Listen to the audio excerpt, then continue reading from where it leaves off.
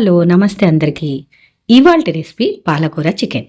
ముందుగా 2 ఉల్లిపాయలు 1 tomato cut చేసేసి ఆయిల్లో వేయించేసేసి దీన్ని మిక్సీ జార్లో వేసేయాలి. ఇందులో ఉల్లిపాయలు అలాగే అల్లము కొత్తిమీర చెక్క లవంగ అన్నీ ఇందులో వేసేసి మసాలా పేస్ట్ అయితే తయారు చేసుకోవాలి. మళ్ళీ ఇదే ప్యాన్ పెట్టి 2 స్పూన్లు ఆయిల్ వేసి ముందుగా తయారు చేసి పెట్టుకున్న ఈ పేస్ట్ అంతా అందులో వేసి బాగా కలిపి ఈ ఆయిల్ అంతా పైకి వచ్చే వరకు వెయిట్ చేయండి.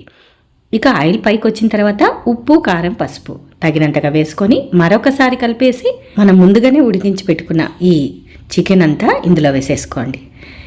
ఇక నేను ఇందులో కొంచెం వాటర్ ఉంది, ఇది కూడా వేసేసాను. ఇక వాటర్ అయితే వేయనవసరం లేదు. మసాలాలలో ఈ చికెన్ ఉడికిన తర్వాత మనం శుభ్రం చేసి పెట్టుకున్న ఈ పాలకూరనంతా 4 కట్టలు ఇది మొత్తం వేసేసి మరొకసారి కలిపేసి మూత పెట్టి సిమ్లో ఒక 10 నిమిషాల సేపు ఉంచేసి దింపేసేయండి. ఇది చపాతీలోకి రైస్లోకి సూపర్గా ఉంటుంది. మరి ట్రై అయితే చేసి కామెంట్ అయితే పెట్టండి.